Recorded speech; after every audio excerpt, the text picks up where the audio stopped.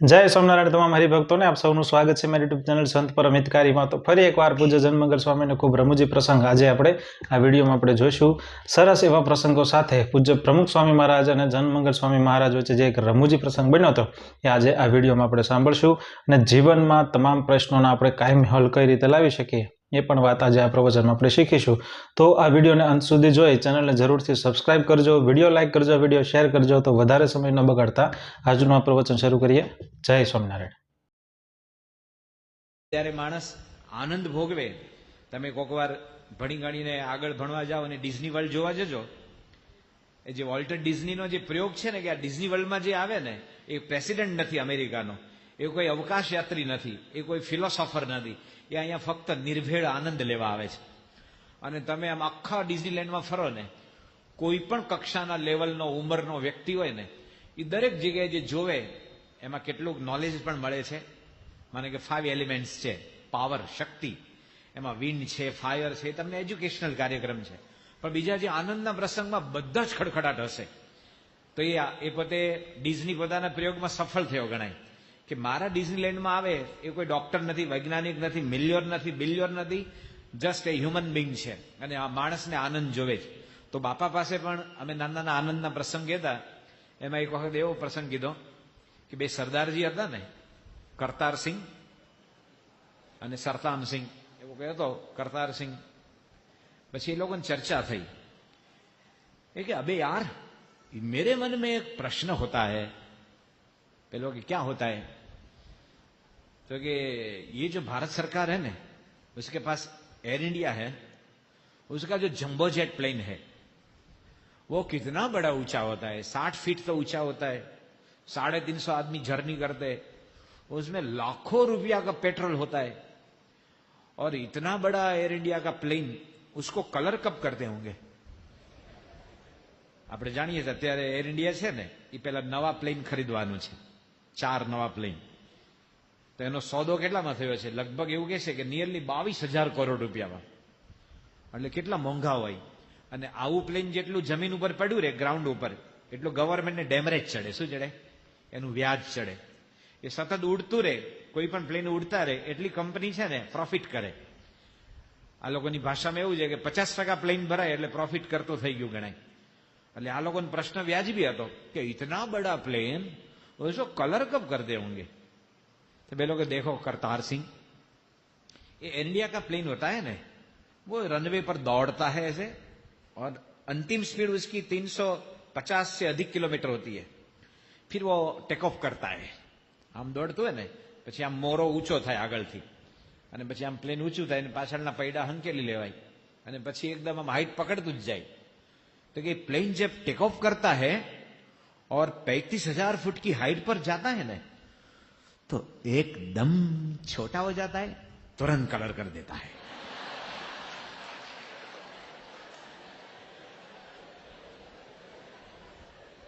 તમે જેમ એટલા આવી રીતે હસ્યા, આવી રીતે બાપા દરેક વખતે આવું ખડખડાટ હસતા હતા અને બધા નિર્દોષ જોક છે।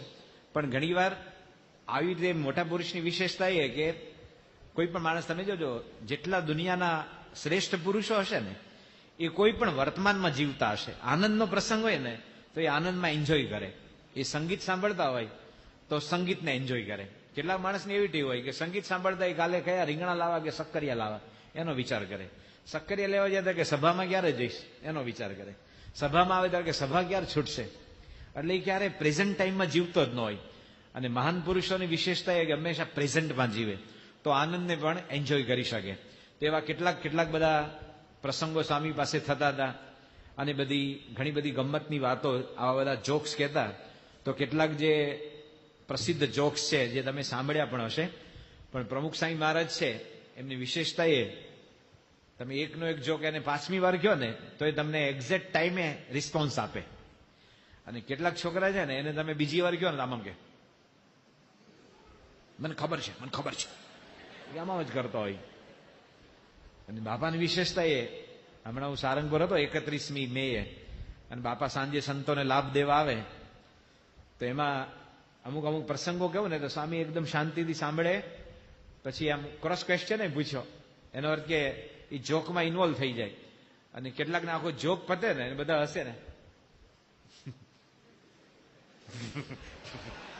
એને ખબર હોય નહીં કે આ પતી ગયો જોક. સરદારજીને સોમવારે જોક કે બુધવારે હશે એવા કેટલાક હોય.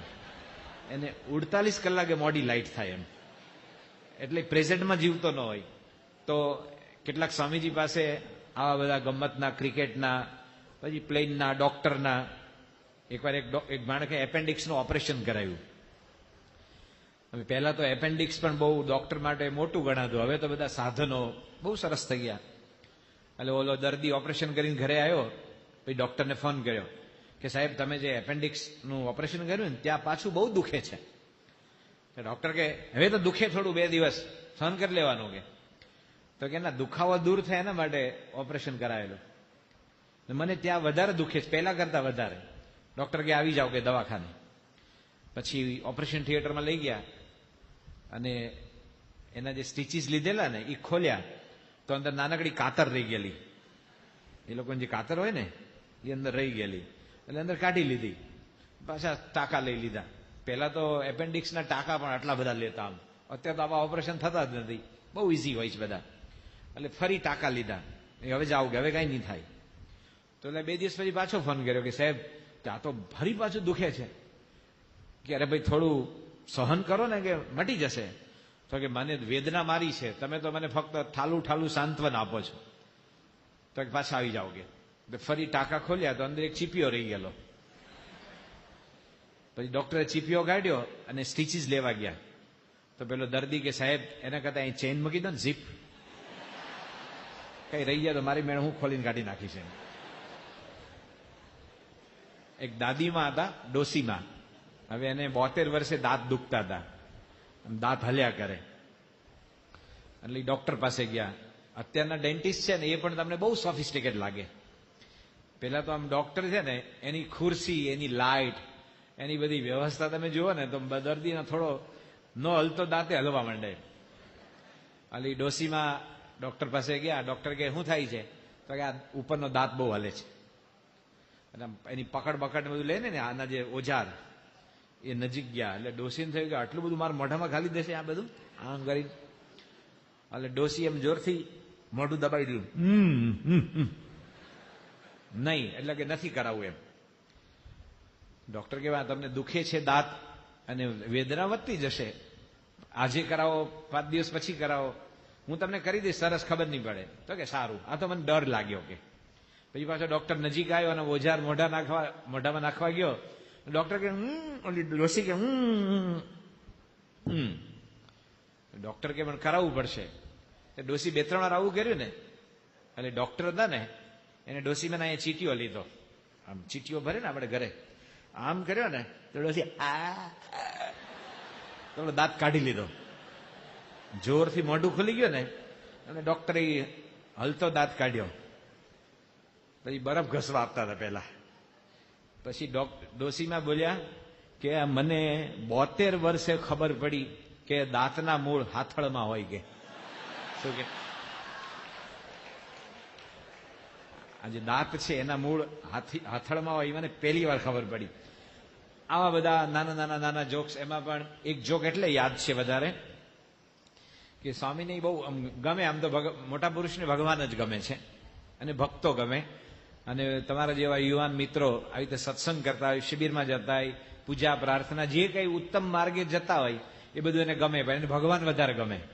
પણ આ જોક બહુ ગમતો હતો અને બહુ સમજવા જેવો છે. એટલા માટે કે ઘણા વર્ષો પછી મને સ્વામીએ એ જોક છે ને એવી રીતે પાછો આપેલો.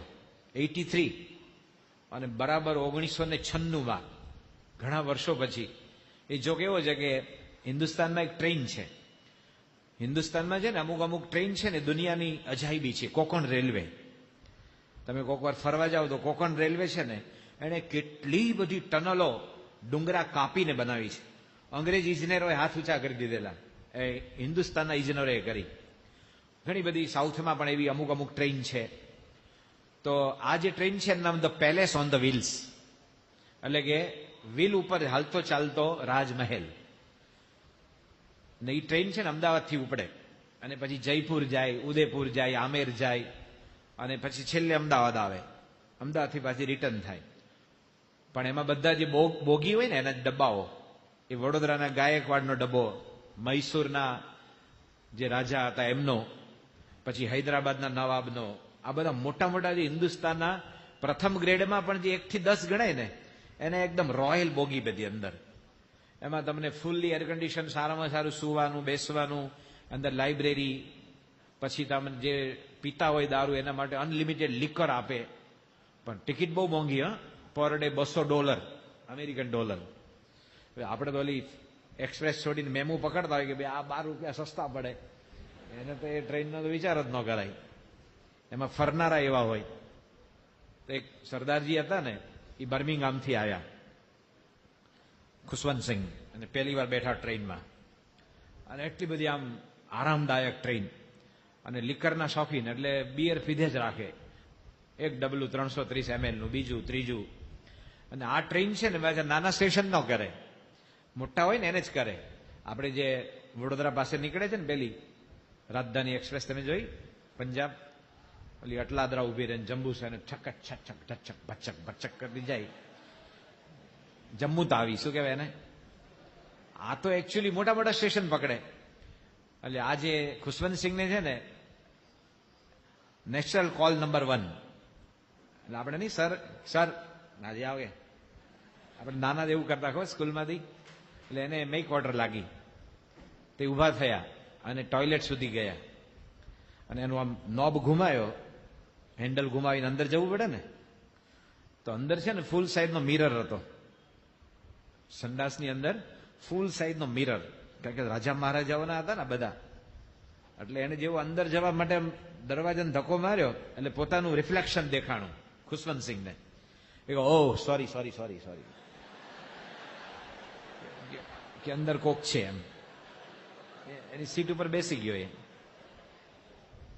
પછી તો અડધો કલાક પોણો કલાક વેઇટ કર્યું, એ પાછા ઉભા થયા. આ તો સોફિસ્ટિકેટ માણસો હોય ને બધા, આમ ધધર બાણું ન ખવડે, ધધર બહાર નીકળે એવું ન કરે એમ. અને પછી પાછા ગયા, તો ફરી આમ દરવાજો ઘુમાવી અને અંદર જવાની ટ્રાય કરી, તો પાછું રિફ્લેક્શન દેખાણું. Oh again I am sorry sorry sorry.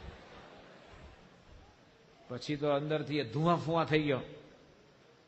પછી ઓલો જે રેલવેનો એટેન્ડન્ટ હતો ને કેહરસિંહ, એ આવ્યો. એ વેસ્ટર્ન રેલવેનો જ હતો, રેલવેના ડ્રેસમાં પણ પાઘડી બાગડી હતી. એ કે સત શ્રી અકાલ. તો બોલે કે સત શ્રી અકાલ. એ કે मैं आपकी सेवा कर सकता हूं, आपको कोई असुविधा है, कोई मुश्किली है? તો ખુશવંતસિંહ એકદમ બગડ્યો, કારણ કે કલાકથી દબાવી રાખેલી ને, એટલે એનું ટેમ્પરામેન્ટ ગયેલું. એ કે असुविधा असुविधा, इतनी महंगी ट्रेन में घूमते हैं, एक आदमी 1 घंटा से टॉयलेट ऑक्यूपाइड करके बैठा है, तो हमारा नंबर कब लगेगा? पेलो केहरसिंह के हम खुद तपास करते हैं, आपकी शिकायत में कितना तथ्य है. તો ગયો કેહરસિંહ, એને બારણું ખોલ્યું. એ ગયા સોરી સોરી સોરી, રેલવેનો એટેન્ડન્ટ. પછી ખુશવંતસિંહને કે માફ કરના, वो हमारा गवर्नमेंट का आदमी है. શું કે हम उसको कुछ नहीं कह सकेंगे, वो हमारा गवर्नमेंट का आदमी है. હવે આ જોક તો આમ બહુ સાદો, પણ સ્વામીને એટલો બધો ગમે ને, દરેક વખતે એમ સાંભળે. પછી ખબર ક્યારે પડી કે 1995 અમૃત મહોત્સવ થયો ને બાપાનો, અને 31મી ડિસેમ્બરે આપણે એન્ડ રાત્રે 12 વાગે નગર યાત્રા કાઢેલી આખા મુંબઈના એ ગ્રાઉન્ડમાં. અને સ્વામી છઠ્ઠીએ જલગાંવ જવા નીકળેલા ગુજરાત એરવેઝના ચાર્ટર પ્લેનમાં. અમે બધા પણ સાથે હતા, ભદ્રેશ સ્વામી, રાહુલ સ્વામી ને પ્રેમવદન સ્વામી, અમે બધા સંગીતકાર સંતો ભેગા હતા. તો પછી બાપા છે ને જલગાંવમાં ઉતરેલા, એક કઠોળવાળા હતા ચંપકભાઈ. હવે એમના ઘરે છે ને બાપાની સભા હતી. હવે અમૃત મહોત્સવ એટલે કેટલો મોટો ઉત્સવ ગણાય. મુંબઈમાં અમૃત મહોત્સવ કરવો એ જુદી વસ્તુ છે, કારણ કે મુંબઈનો ટ્રાફિક, એના બધા પરમિશન, આટલું બધું કોસ્મોપોલિટન શહેર, વળી પાછું મેઇન હાઈવે ઉપર આ જગ્યા ઉપર જે ઇલેક્ટ્રિકના જે તાર જતા હતા ને એ પણ કેવા હેવી વોલ્ટેજ, એમાં ફંક્શન કરવું એ ચેલેન્જિંગ જોબ ગણાય. એટલે બહુ માણસો આવતા હતા. અને જલગાંવમાં સ્વામીની જે વેલકમ સભા હતી ને એ ગેરેજમાં હતી. ક્યાં હતી? 2 ગાડી ઉભી રહે ને એમાં બાપાનું સ્વાગત. આ તો બાપા જ જઈ શકે, જેનો અમૃત મહોત્સવમાં લાખો માણસ આવે અને 2 ગાડી હટાવે, એમાં માણસો બેસી ગયા. અને વિવેક સાગર સાંઈ પ્રવચન કરતા હતા. વંદે શ્રી પરમાક્ષરમ વંદે ભ્રાગજી ભક્તમેવનમ એમણે બોલ્યા આમ પ્રવચન. પછી એમણે કીધું કે તમે બધા બહુ ભાગ્યશાળી છો કે અમૃત મહોત્સવ કરીને બાપાનું પહેલું સ્ટોપેજ, પહેલું સ્ટેશન જલગાંવ છે. તે બહેનોને પાછળ બેસવાની જગ્યા ઓછી હતી, એટલે નેચરલી માણસને જગ્યા ન મળે એટલે થોડું અવાજ થાય, શોર બકોર થાય, કલશોર થાય. તો એટલું બધું ડિસ્ટર્બન્સ હતું ને એટલે પીપી સ્વામી છે ને આપણે અત્યારે નાગપુરમાં, પ્રેમ પ્રકાશ સ્વામી, એ માઇક ઉપર આવ્યા અને વિવેક સાગર ઉભા હું જાહેરાત કરું. પીપી સ્વામી કે પીછી સે આવાજ બહોત આતી હૈ તો આવાજ કમ કરો. એટલે હું બાપાની બાજુમાં હતો. મેં સ્વામી આ કઠોળ વાળા છે, એ ભાઈ હતા ને ચંપકભાઈ, એ કઠોળના જથ્થાબંધ વેપારી હતા. એટલે મેં સ્વામી આ કઠોળ વાળાની દુકાન છે, ઘર છે, એટલે પાછળથી અવાજ આવે છે. એ બધું એકદમ આનંદ. તો પછી સ્વામી જલગાંવથી છે ને ચોપડા જવાના હતા. આપણે પેલા નહીં ગુજરાતી છે ને અરુણભાઈ ગુજરાતી, બહુ સારા વક્તા છે, એના ગામમાં જવાનું હતું. તો પ્રમુખ સ્વામી મહારાજનું આ મેનેજમેન્ટ બહુ પાવરફુલ. સ્વામી સુવા ગયા, બધા દર્શન કરતા હતા, બધા જોડે હસી આનંદ કર્યો. પછી કે હવે સાંભળો બધા, કે આ બધા સંગીત વાળા છે ને એ ખાસ સાંભળો કે કાલે હું અડધો કલાક વહેલો પૂજામાં આવી 7 વાગે, અને તમે લોકો બધા સંગીત વાળા સંતો નાઈ ધોઈ નાસ્તો કરી પોટલું પેક કરી નીચે આવવાનું, પૂજા પતે એટલે સીધા જ ચોપડા જજો કે. અને બાપાનું એવું આમ ટાઈમિંગ એવું કે એકવાર જે આપણે હુકમ કરે પછી તમે આગળ પાછળ થાવ ને તો સ્વામી સારી રીતે ફાયરિંગ પણ આપે, એટલા માટે કે તો પછી માણસ ટાઈમમાં પર્ટિક્યુલર ન થાય. અને પછી કે મારું ધોત્યું રહી ગયું, એ મારું પત્તર, એ મારો કટકો, એવો જો કોઈ હડફેટ આવ્યો ને તો એને આવી બને. અને પછી બાપાએ પૂજા કરી, અમે લોકો ભજન ગાયા અને પછી મેટાડોરમાં નીકળ્યા. અને ત્યાં ગયા ને એટલે મોટી જીનિંગ ફેક્ટરી હતી. જીનિંગ ફેક્ટરીમાં સભા હતી અને અમે લોકો સવારના 7 વાગ્યાના હતા, લગભગ 8મી જાન્યુઆરી 1996, અને એકદમ ઠંડી હતી, સખત ઠંડી. એટલે અમે લોકો ત્યાં ગયા, પછી કીર્તનો ગાયા. વિવેક સાહેબ છે કે તમારા લોકોને કીર્તન ગાવાનું, હું આવું એટલે સ્ટોપ બંધ. શું કે સ્ટોપ બંધ? યોગી બાપા બે બોલતા ને સ્ટોપ બંધ. પછી કે બાપા આવશે એટલે મારું સ્ટોપ બંધ કે. એટલે અમે લોકો બધા ભજનો ગાયા અને મને છે ને બહુ લઘુ લાગેલી. સવારના 7 વાગ્યાના નીકળેલા ને અને 11 વાગેલા, એટલે ઠંડી હતી, ચિકાર ઠંડી. આપણું શરીર ઉનાળામાં પરસેવા દ્વારા અને વિન્ટરમાં માણસને બાથરૂમ વધારે જવું પડે, એ આપણું ઉત્સર્જન કરતું જ રહે, એ આપણા શરીર માટે સારું ગણાય. એટલે હું બાથરૂમ શોધતો, પણ જીનિંગ ફેક્ટરી ખુલ્લી, ચારે બાજુ બધા ખુલ્લું મેદાન, એમાં કોઈ ઝાડ નહીં, જગ્યા નહીં, કોઈ મકાન બગાન નહીં. એટલે હું તો બહુ મૂંઝાતો હતો કે ભાઈ જવું ક્યાં એમ. અને પછી ત્યાં બાપા આવ્યા અને પછી બાપાનું પ્રવચન થયું તો જાહેરાત કરી કે બાપા પ્રવચન કરશે. સ્વામી ભદ્રેશ સ્વામીને કે તું 5 મિનિટ મરાઠી બોલતો, હું એક પત્ર લખી નાખું કે. ભદ્રેશ સ્વામીને મરાઠી સારું આવડે, તેણે મરાઠીમાં પ્રવચન કર્યું. તે બાપાનો પત્ર પૂરો થયો, પછી સ્વામીએ પ્રવચન કર્યું. પણ આપણું તો મન લાગે જ નહીં કે હવે, કારણ કે બાથરૂમ બાથરૂમ બાથરૂમ બાથરૂમ મય થઈ ગયેલા એકદમ. પછી જેવું સ્વામીનું પ્રવચન પત્યું ને એટલે બાપાને પોલીસ એસ્કોર્ટ આપેલી. એટલે સ્વામીની મર્સિડીઝ ઇન્દ્રવદન ચલાવતો હતો. અમે લોકો નક્કી કર્યું કે જેવી બાપાની ગાડી નીકળે ને મેદાનમાંથી, એટલે આપણી જે મેટાડોર છે ને એ કાઠિયાવાડમાં ગયા ને પાછળ સોટાડી દો. શું કે મર્સિડીઝને અડાડી દો એમ. કારણ કે બાપા જોડે જોડે નીકળી જવાય. કારણ કે સભા છૂટે પછી આ 10-15 હજાર માને મોરે આપટે ઠોટે ગોટે વિચારે બેન્ડરે સોનવણે, આ બધા મરાઠી ભાવ, એ પછી તમે હોર્ન મારો તો જુએ શું આવે છે એમ, જગ્યા ન આપે. એટલે પછી અમે લોકો ઉપડ્યા અને સ્વામીની ગાડીની પાછળ અરુણ ગુજરાતીના ફાધર મગનભાઈ ગુજરાતી હતા, એ પોતે ફ્રીડમ ફાઇટર હતા. એટલે રેટીઓ કાતીને સૂતરની આટી બનાવેલી બાપાના સ્વાગત કરવા માટે. એટલે સૂતરનો હાર બાપાને પહેરાયો. એટલે આપણે તો કઈ સ્વાગત બાગતમાં અમે એમનું થતું હતું, આપણે તો ફક્ત હાજર હતા એટલું જ. હું તો બાથરૂમ જ શોધતો હતો. તો પછી બાપાનું સ્વાગત પત્યું અને સ્વામી અંદર ગયા અને મેં આમ બારણું ખખડાયું, ખટખટ ખટખટ ખટખટ ખટખટ. તો અંદરથી નિર્ભય સાંઈનો અવાજ આવ્યો, ઠાકોરજીના પૂજારી છે ને, કે કોણ? અને મને ખબર પડી કે બાપા અંદર ગયા હશે. સેવક બાપાની ઉંમર પ્રમાણે સેવક ભેગા હોય. એટલે હું ભાગ્યો ત્યાંથી, ખોટી જગ્યાએ ખખડાવ્યું એમ. પછી એક બાથરૂમ જઈ આવ્યો હું અને સ્વામી પછી એમ ફ્રેશ થઈને નીકળ્યા અને નિર્ભય કોઈને પૂછી લીધેલું કે કોણ હતું, તો કે કેપી.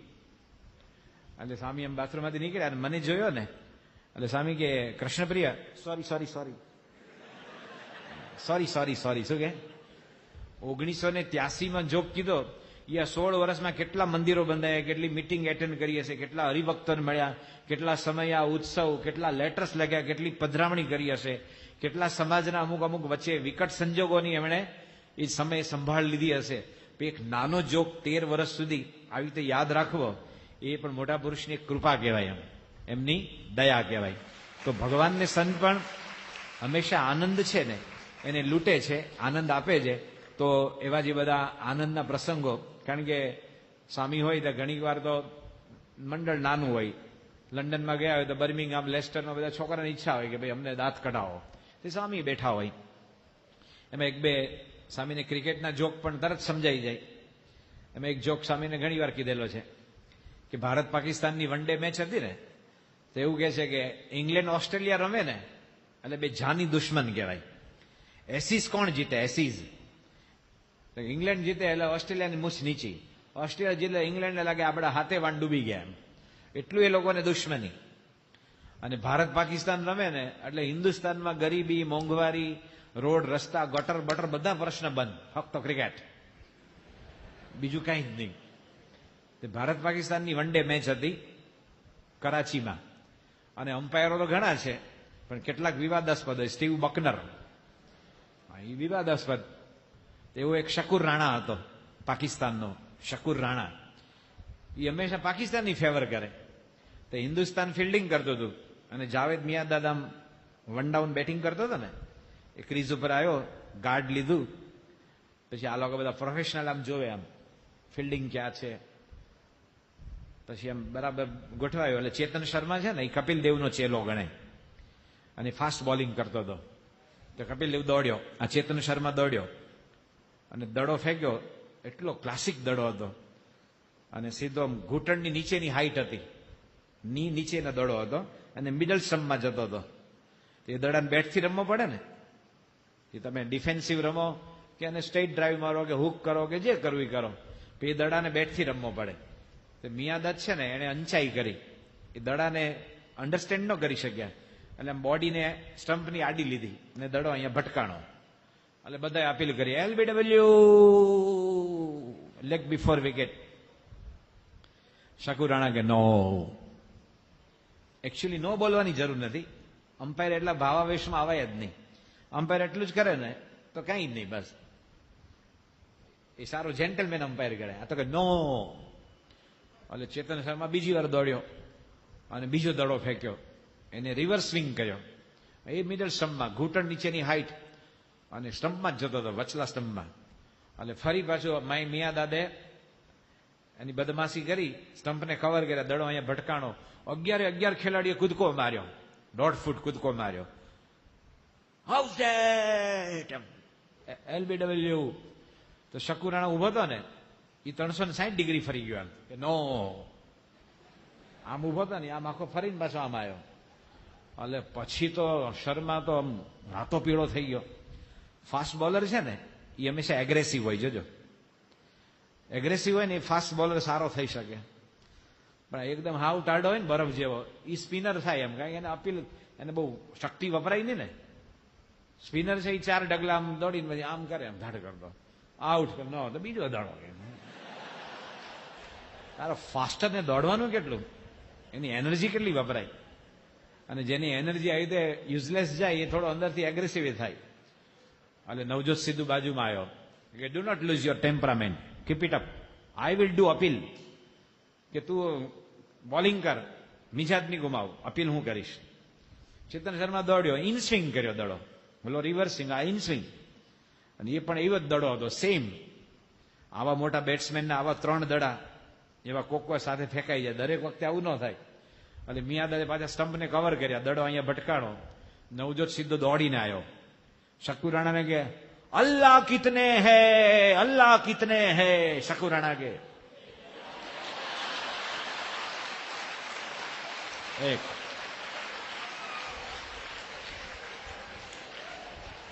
આજ જો કે તો હું આંગળી છું કે બાપા આમ આમ કરે, આમ એક. આમે નવજોત સિદ્ધુ તો બહુ મિજાજી માણસ છે અને સારો હાસ્યકાર પણ છે, અને ખબર કે કેવી રીતે એને આઉટ આપવો એમ. તો આવા પણ પ્રસંગ કીધા હોય. પછી એકવાર અઝરુદ્દીન, આપણો અઝરુદ્દીન હતો ને, મોહમ્મદ અઝરુદ્દીન, અને ગ્રેહામ ગુચ, જેણે આપણી સામે લંડનમાં 333 રન મારેલા, એ બંને ટોસ ઉછાળવા ગયા કલકત્તા ઈડન ગાર્ડન ઉપર. તો ગુચ કે, અઝરુદ્દીન, આ આઉટફિલ્ડ છે ને એમાં ઘાસ કેમ ઓછું છે? આઉટફિલ્ડમાં ઘાસ કેમ ઓછું છે? તો અઝરુદ્દીન કે, તમારે રમવાનું છે કે ચરવાનું છે?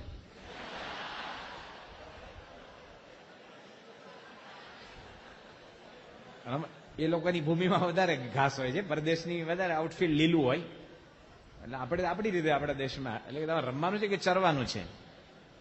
એકવાર કપિલ દેવ છે ને બાઉન્ડ્રી પર ફિલ્ડિંગ કરતો હતો, એમાં વચ્ચે 17 ઓવર પછી ડ્રિંક્સ આવે ને, એ ટ્રોલી આવી, એમાં એક નાનું છોકરું પોલીસની નજર ચૂકવી અંદર ગયું, કે પ્લીઝ યોર ઓટોગ્રાફ.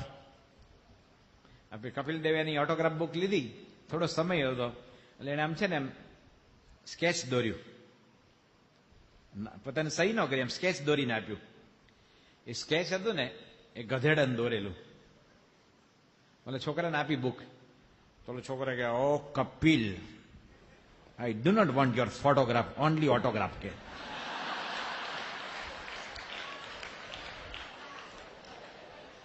મારે તો ફોટોગ્રાફ નથી જોતો ભાઈ. એક વખત એક સરદારજી પહેલી વાર પ્લેનમાં બેઠો, ફર્સ્ટ ટાઈમ, અને ફર્સ્ટ ટાઈમ જર્ની કરી એમાં માણસને અનેક કુતૂહલ હોય.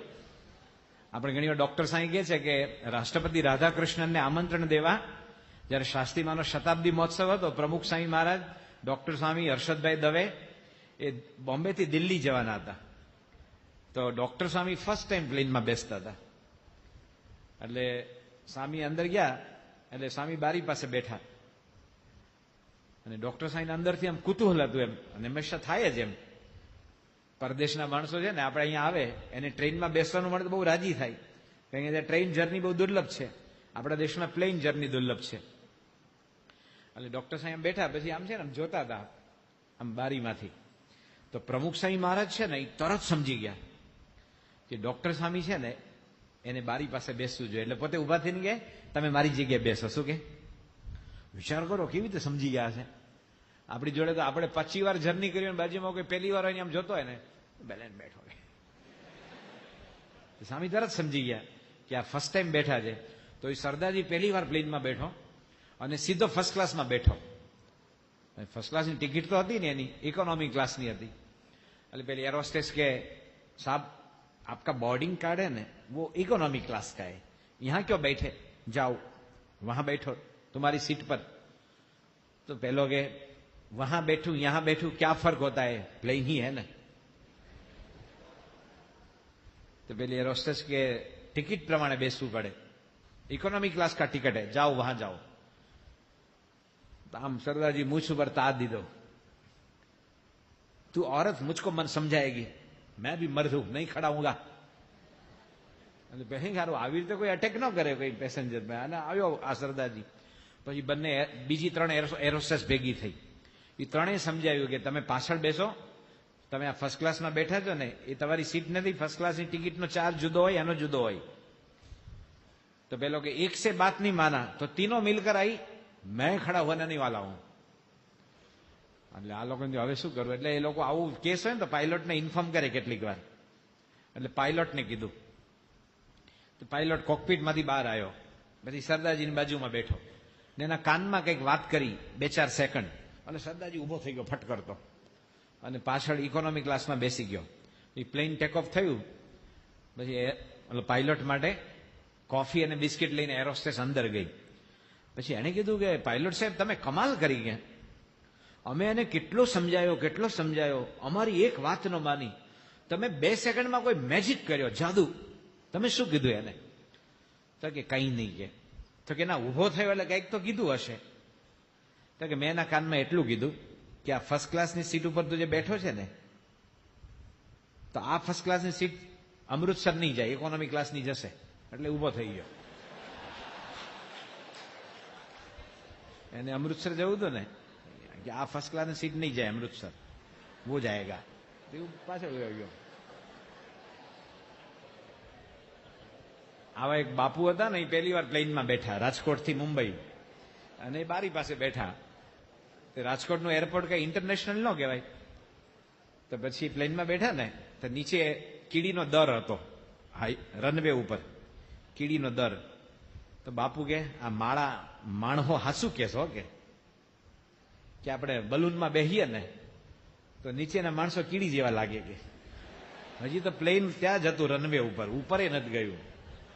તે બાજુવાળા કે બાપુ એ કીડીનો દર છે, માણસ નથી, હજી આપણે ઉપર નથી ગયા. એવા બાપુ પહેલી વાર પ્લેનમાં બેઠા, ફર્સ્ટ ટાઈમ. પછી ઉભા થઈને પાયલોટ પાસે ગયા. એ કે પાયલોટ સાહેબ એક પ્રશ્ન પૂછું કે ફેંકું? કે ફેંકો કે. તો કે આ આપણા પ્લેનની અંદર પેટ્રોલ તો બરાબર છે ને? કે હા સાહેબ પેટ્રોલ બરાબર છે. કે આપણે રાજકોટથી મુંબઈ જવાનું છે, મુંબઈ વરસાદ પડે, ભેજ હોય અથવા બહુ ટ્રાફિક જામ થઈ ગયો હોય, કોઈ ઇમરજન્સી હોય તો આપણે પાછા રાજકોટ આવીએ એટલું પેટ્રોલ છે અમારા એવિગેશનના કાનૂન પ્રમાણે. તમે આવા પ્રશ્ન કેમ પૂછો છો? બાપુ કે આ તો અમથો કે. પછી પાછા 2 મિનિટમાં પાછા આવ્યા કે આપણા જેટલા વ્હીલ છે ને ટાયર એમાં હવા બરાબર છે ને? કે તો પેલો કે આ તો પ્લેન ઉપર ઉડે પછી કે એનું કામ ન હોય વ્હીલનું. તો કે ના આ તો નીચે કંઈક થાય તો કે બરાબર છે. પ્લેન ઉપડે પહેલા આના ટેકનિશિયન કેટલા કલાકો બધું ચેક કરે પછી સિગ્નલ આપે ઉપર ઉડવાનું. જાઓ બેહો. તો બાજુ સરદારજી બેઠા, અલા બાપુ બેઠા. પછી ત્રીજી વાર ઉભા થયા. એ કે આપણા પ્લેનમાં પાણી તો બરાબર છે ને? કે તો ઓલો કે પેટ્રોલ બરાબર છે, હવા બરાબર છે, પાણી બરાબર છે. તમને કેમ પ્રશ્ન કેમ થાય છે એટલા બધા? એ કે આ તો હું પહેલી વાર બેસું એટલે મને એમ થયું કે આ પ્લેન ઊંચું જાય પછી વખત છે, કાઠિયાવાડમાં શું કે વખત છે એટલે કે સપોઝ કોક વાર કે કદાચ ઉપર પેટ્રોલ ખૂટે, હવા નીકળી જાય, પાણી ખૂટે, પછી તમે એમ બોલો કે હાલો ધક્કા મારો, એટલે પૂછી લઉં છું. કે એક બાપુ હતા ને, એ રાજકોટમાં કન્યા જોવા ગયા. શું ગયા? બાપુ એને લગ્ન કરવાના હશે એટલે અત્યારે બધી બેઠક થઈ. પહેલા આવું કાંઈ નહોતું, મા બાપ ગોઠવી આપે. તો પછી એને કન્યાને પૂછ્યું કે તમને ઇંગ્લિશ ફાવે? કે શું પૂછ્યું? ઇંગ્લિશ ફાવે? તો પેલી જે છોકરી હતી ને એ કે કઈ બાઇટિંગ હોય તો ફાવે. કે સમજ્યા એનો અર્થ? ઓલો કે સિંગ છે, કાજુ છે, ડ્રિંક સાથે હાલે તો કે કઈક એની જોડે ખાવાનું હોય તો ફાવે. કે બાઇટિંગ હોય તો ફાવે. એક બે જોક એવા છે કે એને સ્વામીને જ્યારે કહીએ તો એવા ને એવા એવરગ્રીન, આપણને મજા આવે, મને મજા આવે, તમને મજા આવે. એમાંનો આ જોક છે કે પ્રમુખ સ્વામી મહારાજની પાસે એક પાત્રાવાલા સાહેબ આવતા હતા, પારસી હતા. 83માં એમ્સમાં જયારે એટેક આવ્યો ને ત્યારે સ્વામીને મળવા આવેલા. પછી અમે બધા સંતો ઉભા હતા, 15-20, વિવેક સાગર સાંઈ, યોગીચરણ સાંઈ, રામચરણ સ્વામી, કૃષ્ણવલ્લભ સ્વામી, અમે બધા જ હતા. તો કે દીકરાઓ, અમને દીકરા કે પારસી, કે દીકરાઓ તમે એવનની કાંઈ ચિંતા નહીં કરો, અમે બધા જ બેઠા છીએ, એવનને ખુશ રાખો. કે શું? કે એવન એટલે બાપા, એ લોકો એવન બોલે, સર્વનામમાં એવન લોકોને બહુ ગમે એમ. તો એવો એક પારસીનો જોક ઘણી વાર કીધો છે. આમાં તમે કેટલીક વાર ભાષામાં જશો પણ ભાષા જોડે જોડે એનો મિનિંગ સમજજો તો મજા આવશે. કે કોઈ માણસની તકલીફ હોય ને તેવા એક પારસી હતા, રુસ્તમજી બુહારીવાલા. નામ રુસ્તમજી, અટક બુહારીવાલા. મુંબઈમાં ખારીવાલા હોય, બંદૂકવાલા હોય, ગનવાલા હોય, પાવડરવાલા હોય, આ બધા ઘણા હોય. તો આ બુહારીવાલા હતા. એ ઈએનટી સર્જન પાસે ગયા. અને મુંબઈમાં પારસી બહુ છે.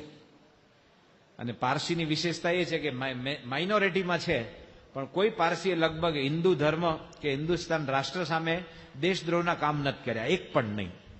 એની બહુ મોટી વિશેષતા. અને જમશેદજી ટાટા, રતન ટાટા, નવલ ટાટા, બીજા અનેક ફરોખ એન્જિનિયર, પછી આપણો જે સરોજ કાપડિયા, આ બધા મોટા મોટા પારસીઓ હિન્દુસ્તાનની બહુ સેવા કરી છે. તો એ પારસી હતો ને, ઈએનટી સર્જન પાસે ગયો. પછી પોતાની કમ્પ્લેન કે છે, અરે ડોક્ટર, એ ડોક્ટર. ડોક્ટર કે બોલો બાવાજી. એ ડોક્ટર મને સાંભળ નહીં, મને સાંભળતું એમ, અટેન્શન આપે એમ. ડોક્ટર કે બોલો. અરે ડોક્ટર મને તકલીફ તો એવી છે તે મારી તકલીફ તને કેવું કેવું. ગોડ નોસ, જીભ ઉપરે જ નહીં. શું કે જીભ ઉપડતી નથી. તો ડોક્ટર કે તકલીફ છે તો કેવી પડશે એમ. ને અત્યારે આપણે બે જ જણા છીએ, કોઈ તમને સાંભળતું નથી. પ્લીઝ બોલો. અરે ડોક્ટર, મારી તકલીફ તો એવી છે તને કેવું કેવું. પણ ખોડાઈ જાને જીભ ઉપરે જ નહીં, ઘરની જ શરમ આવે છે. શું કે ડોક્ટર એવું નહીં કે બોલો બોલો તકલીફ કહેશો તો દવા થશે. તો કે સાંભળ ડોક્ટર, મને દર 7 સેકન્ડે એક વાર ગેસ રિલીઝ થાય છે. દર 7 સેકન્ડે. પણ ડોક્ટર, ગેસ રિલીઝ થાય ત્યારે ધડાકો બી નહીં થાય અને દુર્ગંધ બી નહીં આવે. નો બેડ સ્મેલ, નો વોઇસ, નથિંગ. પણ એની હાવ ડોક્ટર, એન્વાયરમેન્ટ તો બગડે ને. હું તમોની સાથે વાત કહું છું ને મને 7 વાર ગેસ રિલીઝ થયો છે. તમોને ખબર બી નહીં પડી હતી ડોક્ટર. એ લોકોનો અવાજ આવો તૂટી જાય, ભાવુક થઈ જાય એકદમ. તમો એની દવા કરો નહીં. હવે ડોક્ટર એનો કેસ સાંભળ્યો, પછી એને દવા આપી, ટેબ્લેટ્સ. એવી આજે શુક્રવાર છે, શનિવાર છે, આ 8-7 દિવસનો ડોઝ છે. સવાર બપોર સાંજ લેજો અને આવતા શનિવાર પાછા આવજો. તો કે સારું, તારો ઘરનો જ આભાર ડોક્ટર. એ તો ઘરે ગયા અને ડોઝ પણ લીધો. અઠવાડિયા પછી આવ્યા. ડોક્ટર કે આવો આવો બાવાજી, પારસીને બાવાજી કે આવો આવો બાવાજી, તકલીફમાં કોઈ ફરક, રિલીફ થયા, મુશ્કેલી ઓછી થઈ? અરે ડોક્ટર, હજુની બી તકલીફ એવી જ. ડોક્ટર કે પણ શું? તો કે ડોક્ટર, તકલીફ તે ટેબ્લેટ આપ્યો ને તે મારી તકલીફમાં એડિશન થઈ ગયો. કે તકલીફ વધી ગઈ. શું કે? ડોક્ટર કે તકલીફ વધે નહીં. શું વધી બોલો? તો એને 1-2 વાર જોયું, આજુબાજુ કઈ સાંભળતું નથી ને. કે ડોક્ટર, હવે તો ધડાકો બી થાય છે. પહેલા નતું થતું. કે શું કે પહેલા નતું થતું. તે ડોક્ટર હતો ને એ કે ગુડ ન્યૂઝ, ગુડ ન્યૂઝ. શું કે ગુડ ન્યૂઝ, સારા સમાચાર, સારા સમાચાર. તે પારસી લોકો પાછા શોર્ટ ટેમ્પરેચર હોય. એ કે અરે તું તો કોઈ માણસ છે કે લાલટેન છે? લાલટેન એટલે ફાનસ, ફાનસ. એ કે મને તકલીફમાં એડિશન થયો અને મોટો ગુડ ન્યૂઝ તું બોલે છે. કે શું ગુડ ન્યૂઝ છે? કે તો ડોક્ટર કે હવે જોક સમજવા જેવો આવ્યો. ડોક્ટર કે તમારા કાનનો પ્રોબ્લેમ સોલ્વ થઈ ગયો, હવે નાકની દવા શરૂ કરીએ. આનો પ્રોબ્લેમ સોલ્વ થઈ ગયો, ધડાકો સાંભળતા થઈ ગયા ને, હવે આની દવા. એ તમે એકલા પડશો વધારે મજા આવશે હસવાની. અને આજે તમે પાણીપુરી ફુદીનાના પાણી સાથે ખાધી છે એટલે તમને ધડાકો તો થશે જ.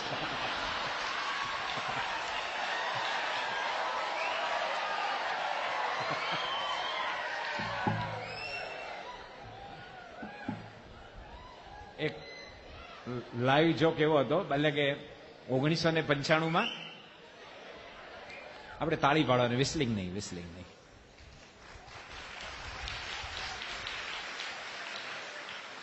ઓગણીસો ને 95 આ જેમ પારસીની ભાષા કીધી ને એમ હવે આ સાઉથ ગુજરાતની ભાષા સાંભળીએ. દરેકની ભાષાની ફ્લેવર હોય. આપણે નહીં કાનમ મારીએ વડોદરા, કાનમ વાકડ.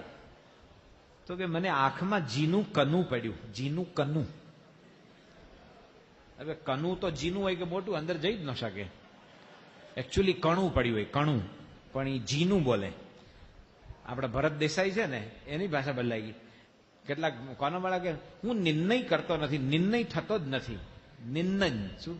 નિર્ણય ન બોલે, નિર્ણય. તો એ આપણી ભાષા છે, 12 ગાવે બોલી બદલાય. ઉત્તર ગુજરાતમાં જાઓ ને તો એ લોકો આમ ગેર બદલતા વાત કરે. બધા કડી ને પાલનપુર ને ઊંઝા ને સિદ્ધપુર ને મોખાસણ ને શોભાસણ ને કે એ બોલે ને મહેસાણાના એક બાપા જ્યાં ઊંચા મોહમ્મદ આવે તો આમાં ગેર બદલતા બદલતા વાત કરે, કૂદકા મારતા એવું લાગે. પછી આ ચરોતરમાં તમે છો ને એમાં ઓકારાન બોલે. શું બોલે? ઓકારાન. ભાઈ પોણી આપો ને જસભાઈ, પોણી. આપણા ગામમાં સ્વામી બહુ આવેલા ને ભાઈ, એમ કે એ ચરોતરમાં બોલે. તો દક્ષિણ ગુજરાતનો એક જોક બનેલો, એને આપણે સાંભળી. કારણ કે 1995 ગણપતિ ભગવાનને દૂધ પીધેલું ને, ખબર? મિલ્ક ફેસ્ટિવલ થયેલો, ગણપતિએ દૂધ પીધેલું અને હિન્દુસ્તાનમાં ઘણી જગ્યાએ પીધેલું. તે બાપા ડરબનમાં હતા અને બાપા ઉપર લગભગ 30 ફોન આવ્યા છે આખા દિવસમાં કે સ્વામી અમારા સેન્ટરમાં દૂધ પીધું, અમારા સેન્ટરમાં પીધું. પછી બાપા રાત્રે સુવા જતા એટલે વિવેક સાગર સાંઈ કે આ ચારે બાજુ દૂધ પીધું એના સમાચાર આવ્યા. તે તો એમને બોલવાની સ્ટાઇલ જોતી ને, આમાં માથ રાખીને કે આટલા બધા ફોન આવ્યા, તો તમારું શું માનવું છે કે આ બધું? તો બાપા છે ને એ આપણી હ્યુમન સાયકોલોજી સમજે છે. સ્વામી બહુ સરસ બોલ્યા. સ્વામી કે એક બે જગ્યાએ પીધું હોત તો મહી મારે. શું કે બહુ અસામાન્ય ઘટના સાવ સામાન્ય થઈ જાય ને તો પછી એનો બહુ મહિમા ન રહે. સ્વામી કે એક બે જગ્યાએ પીધું હોત તો મહી મારે. પછી ભદ્રેશ સ્વામીની ઇંતેજારી ઉપડી. ભદ્રેશ સ્વામી છે ને આપણા પંડિત, એ વખતે અમારી જોડે તબલા વાદનમાં હતા. એટલે બીજે દિવસે વલ્લભ સાંઈ દૂધપાક બનાવેલો ઠાકોરજી માટે, બાપા માટે. એટલે ભદ્રેશ સાંઈ કે બધા ગણપતિએ દૂધ પીધું તો હું ગણપતિ ભગવાન દૂધ પીવડાવું. એટલે આવડો મોટો કટોરો લઈ કેતન પટેલના ઘરે ઉતરેલા. એ નીચે એનો સાઉથ ઇન્ડિયન હતો ને, એનો હાઉસ બોય હતો, ઘરમાં કામ કરવા વાળો. એટલે એના ઘરે ગણપતિની મૂર્તિ બહુ સરસ હતી એટલે ગણપતિને પીવડાવ્યું. પણ આગલે દિવસે બહુ દૂધ પીધેલું ને એટલે ગણપતિને મિલ્કની એલર્જી થઈ ગયેલી. એટલે ગણપતિ ભગવાન દૂધ ન પીધું. એટલે પછી ભદ્રેશ સ્વામી આવ્યા ને બાપા જમતા હતા અને હું યોગી બાપાનું ચરિત્ર વાંચતો હતો, જીવન ચરિત્ર. તો ભદ્રેશ કે ગઈકાલે બધાએ ગણપતિ ભગવાનને દૂધ પીધું અને મારા હાથે તો પીધું જ નહીં. તો વિવેક સાગર છે કે એ પંડિત તું આવડો મોટો પંડિત છે, હજી તને પરોક્ષ ભાવ છે કે? શું કે પરોક્ષ ભાવ નહીં થઈ ગયા એમ? એટલે ભદ્રેશ સાહેબ તો બહુ ચતુર ગણાય ને, એટલે સમજી ગયા કે પરોક્ષમાં નહીં રહેવાનું. એટલે એને મને દૂધનો વાટકો આપી દીધો, દૂધપાક. હું તરત પી ગયો. સાહેબ કે જો પરોક્ષ ભાવ ટળી ગયો કે. શું કે પરોક્ષ ભાવ ટળી ગયો. ધ્યાન ત્યાં દૂધ પી લીધું. તો એક બાજુમાં પીટર મારિસબર્ગમાં કિરીટ કરીને છોકરો છે, એ અમને લેવા આવેલો. તો પછી એની ગાડીમાં બેઠા ને તો વિવેક સાંગેલા એ કિરીટ કિરીટ એટલે કિરીટ આવ્યો તો કે ગાંધી બાપુને ઉટારી મેલા હુટા એ જગા બતાવજે. શું કે ગાંધી બાપુને ઉટારી મેલા હુટા, આ સુરતી ભાષા છે, સુરતી ટોન છે આ. અમે મુંબઈમાં હતા ને ડોક્ટર સાંઈ ને મહન સ્વામી આવેલા અને ચોથે માળે ઉતરેલા બંને. તો એક છોકરો મલાડથી ભાદરણ નગર છે ને મલાડમાં, ત્યાંથી બહુ મોટું દેશી પપૈયું લઈને આવેલો. અને અમે બહાર અમારી જે સંસ્કૃત પાઠશાળા, અમે ટેબલ પર બેઠા બેઠા વાંચતા હતા. મને કે સ્વામી આ પપૈયું મારી મમ્મીએ મોકલ્યું છે. મેં શું કરવાનું છે? ઠાકોરજી આપણે કે ના, મહન સાહેબને જમાડજો અને ડોક્ટર સ્વામીને બી. એટલે મેં ફરી બોલતો એ કે પપૈયું મહન સાહેબને જમાડજો, ડોક્ટર સ્વામીને બી. બી એટલે પણ, એમને પણ. શું કે પેલો કોઈ બી બોલે. એટલે આજે ઉટારી મેલા હુટા એ સાઉથનો ટોન છે આખો. એકવાર બાપા છે ને સુરતમાં હતા, આપણું જૂનું મંદિર હતું નાણાવટ પોળમાં, પ્રતાપ પ્રિન્ટિંગ પ્રેસની આગળ. તે પછી બાપા પૂજા કરતા હતા. અમે લોકો બધા મુંબઈથી સંતો કીર્તન આરાધના કરવા ગયેલા. અલા નોકરી છોડો, નોકરી છોડો, 25,000નો પગાર, એ બધી નહોતી આવતી જાહેરાત. એટલે બચકાની વાલા હતા એક, એની બહુ મોટી મિલ હતી, ત્યાં અમે આરાધના કરવા ગયેલા. તો પછી બાપા પૂજા કરતા હતા, અમે લોકો બધા ભજન ગાતા હતા. એમાં એક ભાઈ આવ્યા, મને કે સ્વામી હું બી ભજન ગાવાનો, હું બી ગાવાનો. મેં કહ્યું તું બી ગા ભાઈ. એની ઈચ્છા હતી ને અમે તો રોજ ઘણી વાર ગાયું, એને લાભ મળતો હતો. તો પછી મારું ભજન પત્ય લઈ આવ્યા. પછી એને જય બોલાવી. પછી એવું લાગે આપણે દક્ષિણ ગુજરાતમાં છીએ જ નહીં, સુરત નામનું શહેર છે. મહારાજ કહે છે ને કે આ કેવળ ચિદાકાશ અક્ષરધામ દેખાય છે. એમ લાગે આપણે સુરતમાં છીએ જ નહીં. પહેલા એ જે કીર્તન શરૂ કર્યું ને એ બહુ નિષ્કુળાનંદ સાંઈનું ઉત્તમ કીર્તન. જે નિષ્કુળાનંદ સાંઈ પોતાના સસરાના ગામમાં જે કીર્તન બનાવેલું આધોઈમાં, એ એને શરૂ કર્યું. પણ શરૂ કરતા પહેલા એ જેને આમ એનો લેકો બોલ્યા ને તો એવું લાગે સારંગપુરમાં મોરલા હોય ને બધા મોરલાની મેહું આમ દૂર દૂરથી આવતું હોય મેહું એક બોલે પછી ડિસ્ટન્સ હોય પડતું હોય ને બહુ મજા આવે સાંભળવાની. એમાં વરસાદમાં તો એ બોલતા હોય તો પેલા બિયાવાલા હતા ને એને જય બોલાવી પછી એને ભજન શરૂ કર્યું નિષ્કુળાન સાહેબનું મેં હું આદિ અનાદિ મેં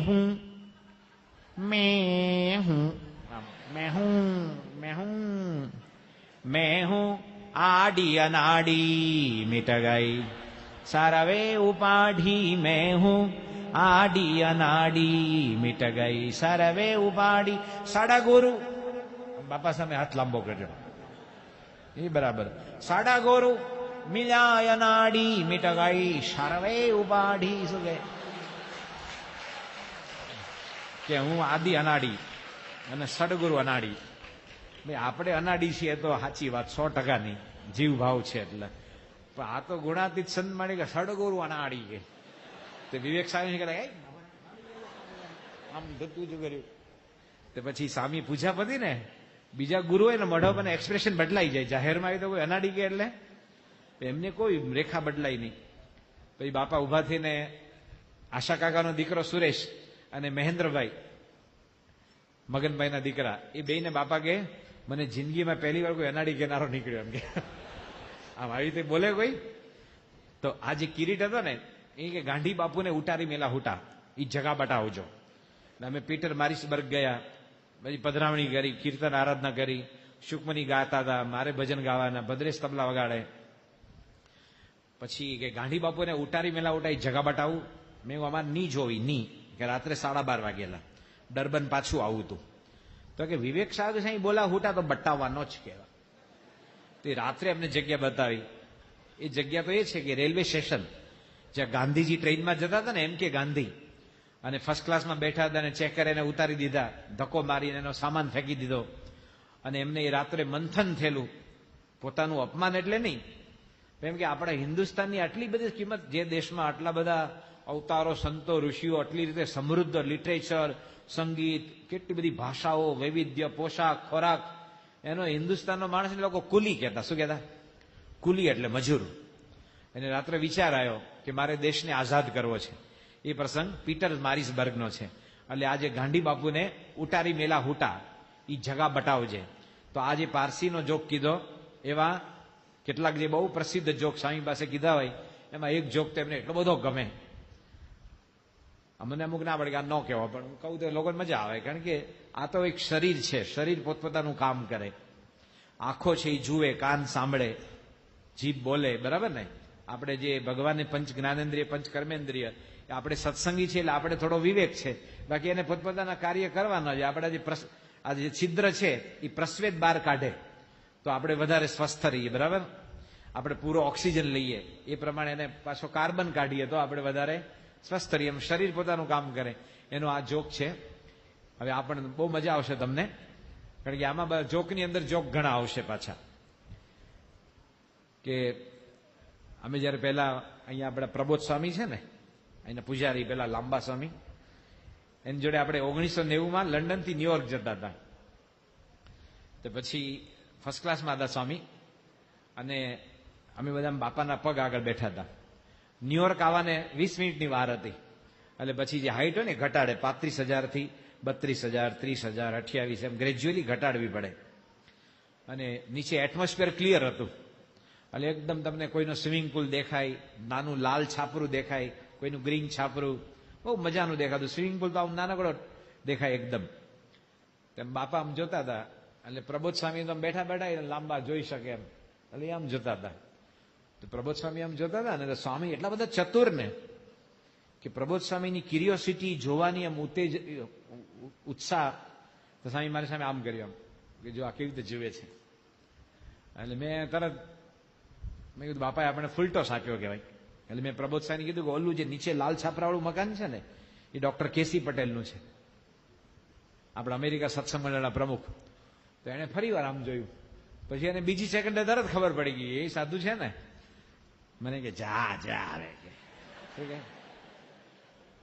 કારણ કે હજી ન્યુયોર્ક 20 મિનિટ દૂર હતું. અને એ તો બ્રુકલિનમાં રહેતા હતા. અને 20 મિનિટ તો કેટલું, આપણે જમ્બો જેટ 20 મિનિટ એટલે લગભગ આપણે કહે ને કે સુરત થી અમદાવાદ જેટલું ગણાય, એના માટે એટલું જ ગણાય. મને કે જા કે તને ક્યાંથી ખબર કે. તો બાપા અમારા બેનો વાર્તાલાપ સાંભળે, પછી સ્વામી હળવેથી કે એ બીજી વાર આવે છે કે તું પહેલી વાર આવે છે. તે પ્રભુ સાહેબ એમ શરમાઈ ગયા, નીચું જઈ ગયા, પછી બાપા હસી પડ્યા. અને એમને જે રીતે ઘણી વાર ગમતમાં આવી તો તરત ભળી જાય. તો આ પણ જોક છે ને એ કીધો છે, આપણે ફરી આનંદ માટે ભેગા થયા છીએ કે અલગ અલગ દેશોની બધી ફ્લાઇટ હોય. Lufthansa, German Airways, Air France, Singapore Airlines. આટલો નાનો દેશ છે, આપણા કરતા કરોડો રૂપિયા એ લોકો હુંડિયામણ લાવે છે ટુરિસ્ટમાં. અને હિન્દુસ્તાનમાં આટલી બધી વિવિધતાઓ, આટલા તળાવ, સરોવર, ભાષા, આટલી બધી ઋતુઓ, મંદિરો, તો આપણે ટુરિસ્ટ નથી આવતા, ઇન્ફ્રાસ્ટ્રક્ચર નથી આપણી પાસે. આમ આવે તો નાના સેન્ટરમાં જાય ક્યાં ઉતરવું, ક્યાં ગયા અહીંયા રગડા જેવી ચા મળશે, બિચારાને બીજું કે એને કંઈક એનું સિલેક્શન જ ન મળે. તો Singapore airlines, Kuwait airlines, gulf airlines, તો હિન્દુસ્તાનનું એર ઇન્ડિયા. એમાં પહેલા એકવાર કાકા હતા ને, આ બાજુ નાર ગામના હતા, એનું નામ હતું ચતુરભાઈ. એ પહેલી વાર પ્લેનમાં બેઠા. પહેલા લંડન જવું હોય ને તો સવારે 7 વાગ્યાની ફ્લાઇટ હતી, જે આવું બોરિંગ ટાઈમ ગણાય. 7 વાગે એટલે તમે 3 વાગે એરપોર્ટ પહોંચવાનું, એટલે તમે ઘરેથી 1:30 વાગે નીકળો, પછી ક્લિયર કરાવો બધા તમારા ડોક્યુમેન્ટ્સ, આ તે સામાન બામાન, અને પછી તમે પ્લેનમાં જાઓ. એટલે માણસને આમ મેન્ટલી થાકી ગયો હોય. તો ચતુર કાકા હતા ને બેઠા પ્લેનમાં, અને પછી તમને સ્વાગત કરે. આપણે જે એરવેઝમાં બેઠા હોય ને, એર ફ્રાન્સમાં બેઠા હોય તો પહેલા ફ્રેન્ચ ભાષામાં સ્વાગત કરે, જે મને નથી આવડતી. પછી ઇન્ટરનેશનલ ઇંગ્લિશ ભાષામાં કરે. કુવૈત એરવેઝમાં બોલો તો પહેલા તમને એરેબિયનમાં, ઉર્દુમાં તમારી વેલકમ કરે. અને એ લોકોને તો ઉચ્ચાર સમજાય,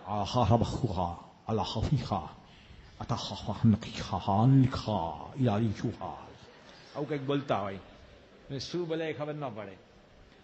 તો સંતો એવી ગમત કરે કે ઉર્દુ બોલવી સહેલી છે, એરેબિક. તમને કફ થઈ ગયો હોય ને એકદમ શિયાળાનો, અને કફનો ગડફો બહાર નીકળવો જોઈએ, અથવા કેટલાક આમ અંદર ઉતારી જાય, પણ તમે બહાર થૂકોય નહીં ને અંદર ઉતારો નહીં, ફક્ત મોઢામાં ફસાઈ રહે, તમે બોલો ને એ એરેબિક જેવું લાગે, એવો લાગે. તો એર ઇન્ડિયામાં પણ સ્વાગત કરે, પહેલા હિન્દી ભાષામાં કરે. અને એ પાયલોટ હોય ને, એમાં કેટલાક પાયલોટના અવાજ બહુ સારા હોય, એ લોકોની સિસ્ટમ પણ સારી હોય, પણ કેટલાકના અવાજ ટ્રેઇન થયેલા હોય. જે અવાજ રાઉન્ડ હોય ને બોલવામાં, રાઉન્ડ વોઇસ એ સારો ગણાય, જેમાં ખરજ હોય, બાઝ હોય, એ સારો ગણાય. આપણે નીલકંઠનું જોઈએ છીએ, એમાં હરીશ ભીમાણીનો અવાજ કેવો ફાઇન લાગે. वो भी एक रात थी जब नीलकंठ घर से निकल पड़े. પડતો આમ જામ અવાજ આવતો હોય. એક તો સાઉન્ડ સિસ્ટમ, અને ભીમાણી પોતે પણ બહુ મોટા નેરેટર ગણાય, બહુ જ મોટા. તો આ પાયલોટના અવાજ પણ ટ્રેન થયેલા હોય, અને એ સરસ બોલે. एयर इंडिया की ओर से कैप्टन चोपड़ा और कैबिन क्रू आपका हार्दिक स्वागत करते हैं. मुंबई से लंदन की उड़ान हम 8 घंटा में पूरी करेंगे. हम आशा रखते कि आपकी यात्रा सुखद हो. टिंग टिंग टिंग टिंग टिंग. जिंगल्स वागे, भाई बाजू इंग्लिशમાં બોલે. I'm Captain Chopra, cabin crew welcomes you our flight number 101 Kanchenjunga flight. આવું બધું છૂટું છૂટું બોલે. Bombay to London, we finish our journey 8 hours and 30 minutes. You hope that your journey will be happy. Okay, bye bye. એમ કરીને પૂરું થાય. સમજવું પડે. તમને આનંદ થશે કે પહેલા એક સફારી એરવેઝ નીકળેલું, જે તમારા જન્મ પહેલાનું 1976માં નીકળેલું, જ્યારે હીરા ઘસુ હોય ને, રત્ન કલાકાર, એનો જમાનો હતો. સુરત ભાવનગરમાં એ પરવળ લેવા જાય ને 70 રૂપિયા કિલો, 100 રૂપિયા કિલો. તો બીજો ભાવતાલ કરે ને કે જાઓ જાઓ ડાયમંડ કટર લઈ જશે, તમારું કામ નહીં. શું કે એ વખતે એક એરવેઝ, ગુજરાત સફારી એરવેઝ, એનો રૂટ ભાવનગર, સુરત, મુંબઈ, મુંબઈ, સુરત, ભાવનગર, આ જ રૂટ, બીજો કઈ નહીં. અને ત્રણે રૂટ જો આમ ફક્ત દરિયો ઓળંગો, ભાવનગર થી સુરત, આમ એટલે સુરત આવે, સુરત થી આમ ઓળંગો એટલે ભાવનગર આવી જાય. 20-25 મિનિટની ફ્લાઇટ. તો એમાં જે જર્ની કરનારા કોઈ લર્નેડ માણસ નહીં, કાઠિયાવાડી બધા. અમે વાયા વિરમ ગામ કે ને, તો એમાં હિન્દી નો ચાલે, ઇંગ્લિશ નો ચાલે. તો એનો કેપ્ટન કેવી રીતે સ્વાગત કરે એ ફક્ત અમે કલ્પના કરેલી, મજા આવશે તમને. Welcome ladies and gentlemen, I am captain Chopra and cabin crew. Hindi આપણે અંગ્રેજી જ બોલ્યા, હિન્દી સાંભળ્યું. આમાં તો કાઠિયાવાડી ભાષા કે ભલે પધાર્યા ભાઈડાન બાઈડીઓ. Welcome ladies and gentleman. થોડી વારમાં આપણું બલૂન ઊંચું થાય. શું કે ટેક ઓફ નહીં, બલૂન ઊંચું થાય. બલૂન તો રાઈટ બંધુએ શોધેલું અને ઊંચું થયા ભેગું વહેતું થાય. ઊંચું થયા ભેગું વહેતું થાય. 20 મિનિટમાં પૂગ્યા સમજો. તમારા માટે બાજરાનો રોટલો, રીંગણાનો ઓળો, મરસા રાખે, ખાવું એ ખાય, ન ખાવું એ મૂકી રાખે. થેન્ક યુ પૂરું થાય. તો આ એર ઇન્ડિયામાં આવી રીતે સ્વાગત કરે. મેં કીધું સરસ, કેટલાકનો ટ્રેન વોઇસ હોય. આપણે ગમતમાં જ ભેગા થયા છીએ તો ફક્ત ગમતમાં જ કહી દઉં છું. અમે એપીસીમાં, અટલાદરા એપીસી અને વિદ્યાનગર એપીસીમાં વિદ્યાર્થીઓ વચ્ચે કરાવેલી ગમત. હવે અમને બધાને અહીંયા અમારા સિનિયર સાધુ સત્યપ્રકાશ સ્વામી કહેવાય દીક્ષામાં, અમારાથી 2-3 વર્ષ આગળ. બીજા ત્યાગલો છે અહીંયા સદગુરુ સંત છે. પ્રબોધ સાંઈ અમારાથી સિનિયર ગણાય, લાલજી ભગત, પુરુષોત્તમ ભગત. પણ જૂના સમયમાં જે એક્ટરો છે ને, એમાં સૌથી સારી જેની સ્પીચ ડિલિવરી હોય ને એ સોહરાબ મોદીની કહેવાતી, અને બીજા પૃથ્વીરાજ કપૂરની. અત્યારે બધા અમે તો 40 વર્ષથી ફિલ્મ નથી જોયા. બધા જેટલા ચોકલેટિયા, નાચણિયા, કુદણિયા, ફલાણા ઢીકણા બધા તમારા એ લોકો તો કેટલીક બીજાનો વોઇસ વાપરે ડબિંગમાં. તો આ પૃથ્વીરાજ કપૂર જયારે મુગલે આઝમનું પિક્ચર થતું ને ત્યારે એ અડધો કલાક આમ પોતાનું મેકઅપ કરીને બેસી રહે. એ પોતે એવું ઇમેજિશન કરે કે હું પોતે અકબર છું એમ. અને જ્યારે લાગે કે ના અકબરનો આવિર્ભાવ થઈ ગયો છે, એક્ઝેક્ટલી એવું બધે જેને કહે ને રેકી અથવા ઓટો સજેશન, પછી એ શૂટિંગમાં આવે. એમને એમની કટ ન લે, એનું એક સાથે આવે એટલે તમારે રિટેક ન કરવા પડે, એટલા મેન્ટલી રેડી હતા. એ પૃથ્વીરાજ કપૂરનો અવાજ બહુ સારો ગણાય. એક તો બહુ ભારે ખરજવાળો અવાજ. એ મુગલે આઝમમાં એક ડાયલોગ બોલે છે ને, એ તમને સંભળાવું છું ફક્ત આનંદ માટે જ. ભાઈ ત્યાં વડોદરા રિપીટ નહીં થાય, માંજલપુરમાં કે તરસાલી કે ભરૂચમાં પાછો એ ડાયલોગ નહીં બોલાય. એ આપણે આનંદ છે. એટલે એમાં પૃથ્વીરાજ કપૂર છે ને મુગલે આઝમમાં એના દીકરાને ઠપકો આપે છે. એ અનારકલી જોડે પ્રેમ કરે છે ને, એટલે એ કેવી રીતે બોલે છે એને સાંભળીએ. પૃથ્વીરાજ કપૂર આમ એક સાથે એમ બાંધ્યું એમ ટટાર, હાઇટ, બોડી ફાઇન, આમ ઊંચો અવાજ, પડછન, અને આમ લાગે કે ખરેખર વઢે છે એમ. એને કહે છે, બેટી સલીમ नाचीज की औलाद, तुमने अनारकली के साथ मोहब्बत करके मुगल सल्तनत की. સાંભળો તો ખરા પેલા એને સાંભળો પછી તાળી પાડો. એ કેવી રીતે બોલે છે એમ, बेटी सलीम नाचीज की औलाद, तुमने अनारकली के साथ मोहब्बत करके मुगल सल्तनत की इज्जत मिट्टी में मिला दी सलीम. हाँ प्रेम बोले.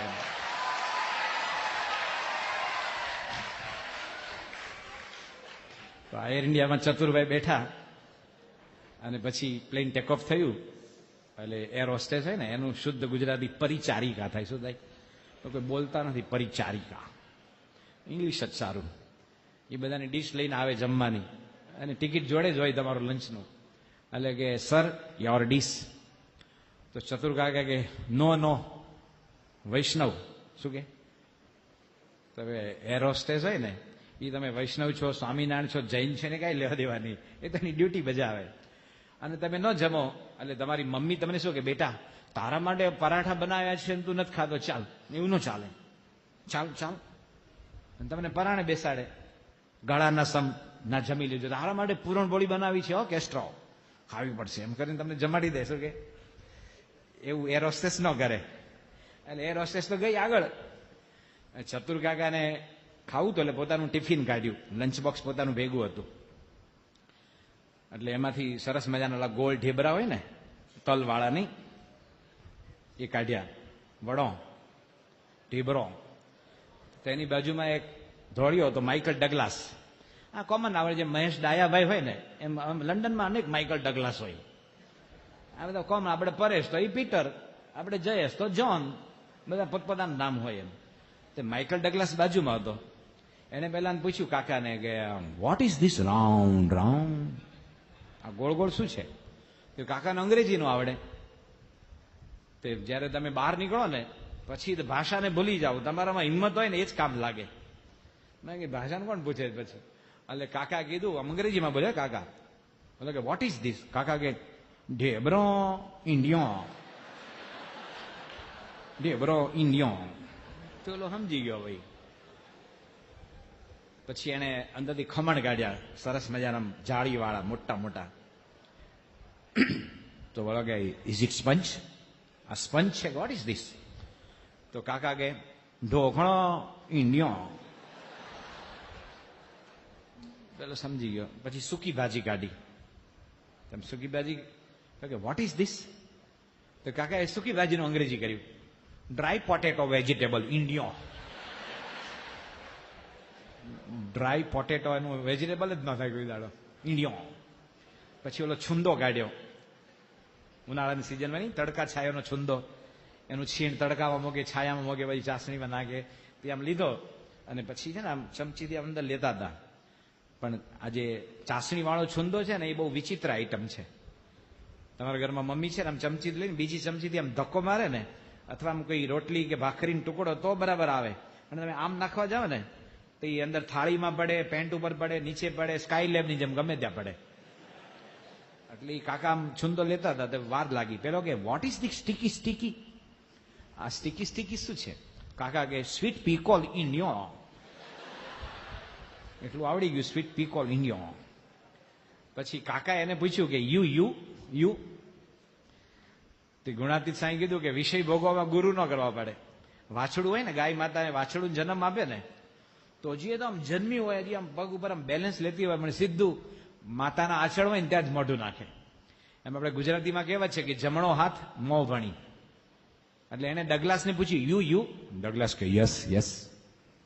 ખબર પડી ગયા મને ખાવાનું ઓફર કરે છે. એટલે કાકાએ અંદર 5-6 ઢેબરા, સૂકી ભાજી, ખમણ, છુંદો બધું આપ્યું. અને પેલા ડગલાસે શરૂ કર્યું. હવે ખુશ થઈ ગયો. આપણી ઇન્ડિયન ડિશ છે ને, એવું કહે છે સાઉથમાં, સાઉથ ઇન્ડિયા, બેંગોલ, પછી કોરિયા, ચાઇનીઝ, આ બધું થઈને ફક્ત ચોખાની 5000 આઈટમ બને છે. કેટલી? એટલી બધી વેરાયટી છે. આપણે તો ફક્ત ભાત, ખીચડી અને આવું જ સમજીએ છીએ. આપણે પરદેશના લોકો અન્નકૂટ જોવા છે ને માટે આવે છે, લંડન, અમેરિકા, કે આટલી બધી વેજીટેરિયનમાં જે વેરાયટી છે. અહીંયા બધી બધી કેલોંગ્સ આવેલા ને પહેલા, નહીં આપણે બધી જાત જાતના નાસ્તા કરવા માટે સવારના, એ ફેલ ગયા. કારણ કે આપણા દેશમાં જે બટેટા પૌવા બને છે, પુડલો બને છે, હાંડવો બને છે, ડંગેલું બને, ઢોકળા બને, ભજીયા બને, એ પરદેશવાળાને ક્યાં ખબર કે આમાં પ્રોટીન તો છે જ ને. એટલે એ લોકો કેલોંગ્સ વાળા વયા ગયા કે હિન્દુસ્તાનમાં આપણું હાલે નહીં, તો એ લોકો મારો તો ચલાવે છે. એટલે ડગલાસે ખાધું ને ખુશ થઈ ગયો. ઓ સો ટેસ્ટફુલ, ડેલિશિયસ ડિશ. એ ખાઈને પછી જેવું પેટમાં વજન જાય એટલે શું થાય? એટલે બંને જણા ઊંઘી ગયા. જોકા ખાતા હતા. પ્લેન છે ને મેડિટેરિયન સી ઉપરથી પસાર થયું, ભૂમધ્ય સમુદ્ર ઉપરથી. એ વખતે ચતુર કાકા હતા ને, એમને અપાન વાયુ છૂટ્યો. શું છૂટ્યો? હવે તમે હસી પડ્યા, પણ હિન્દીમાં એવી કહેવત છે, જબ અપાન ગીત ગાવે તો શરીર મહાસુખ પાવે. શું કે? ક્યાં તો કેટલાક માણસ અહીંથી ઓડકારથી નીકળે, અથવા એ જગ્યા છે, બે જ. અપાન ગીત ગાવે તો શરીર મહાસુખ પાવે, એવું શોભિત મિશ્ર સારંગપુરમાં સંતોને કહેતા. એટલે કાકાને અપાન વાયુ છૂટ્યો. હવે એમાં બધી ક્વોલિટી હોય અલગ અલગ. અને તમે જેમ સાંભળો ને હસી પડો, પણ ઓબામા હશે ને, ઓબામા, એ ભલે પ્રેસિડેન્ટ હાઉસમાં, વ્હાઇટ હાઉસમાં બેઠો હશે, આના કોઈ ન્યૂઝ નો આપે કે આજે ઓબામાએ દિવસ દરમિયાન 12 વાર વાયુ છોડેલો, પણ છૂટે તો ખરો. એ કોઈ ન્યૂઝના સમાચાર નથી. એટલે કાકાએ વાયુ છોડ્યો, ભાઈ એની ક્વોલિટી. તમે કાઠિયાવાડમાં છે ને, કાઠીનો ખાટલો હોય ને, એમ ઢીલો પડી જાય. અને દાદા બેઠા બેઠા જનકલ્યાણ વાંચતા હોય, પરમાર્થ વાંચતા હોય, અખંડ આનંદ વાંચતા હોય. પછી દાદાને જયારે ટાઈમ આવે ને વાયુ છોડવાનો, ત્યારે એને પોઝિશન લેવી પડે. એટલે આમ બે પાયાની ઈટ, આમ બે એલા ખાટલાનું આમ પકડે પાયા, પછી આમ ગોઠે. અને પછી કેટલીક વાર તો જાડા કાપડનો તાકો પડે ને, એ વખતે છોકરા હસી પડે. તમે જેમ હસ્યા ને એમ હસી પડે. તો એટલે દાદા ગરમ થાય, એ ડાયટ સીના કાઢો છો, તમે કઈ પાદ્યા વિના જ મોટા થવાના છે કે એવું કે તો આજે શત્રુ કાકાએ જે છોડીને તેનો કોઈ દોહરો લખ્યો છે. અરે રે ધૂમ ધડાકા ઉત્તમ, હે ધૂમ ધડાકા ઉત્તમ, અને ધડકા ધડકી મધ્યમ, હે ફુસ્કમ ફુસ્કમ પ્રાણઘાતમ, અરે સુર સુર સત્યાનાસમ.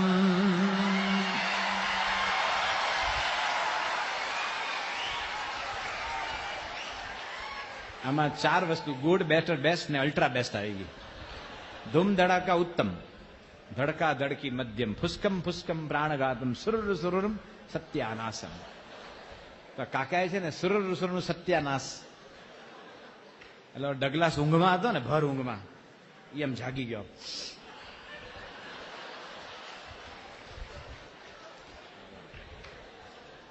પછી કાકાને પૂછ્યું કે what is this, what is this, what is this? કાકા કે એર ઇન્ડિયા.